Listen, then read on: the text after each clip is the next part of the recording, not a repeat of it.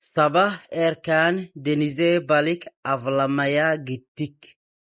Subax hore badda waxaan u aadnay inaan malay soo dabano.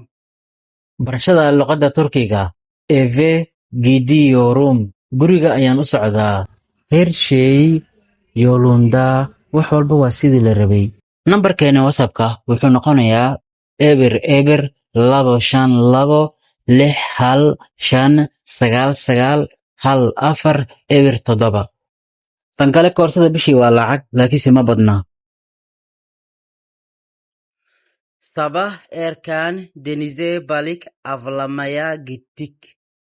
Subax hore badda waxaan u aadnay inaan malay soo dabano.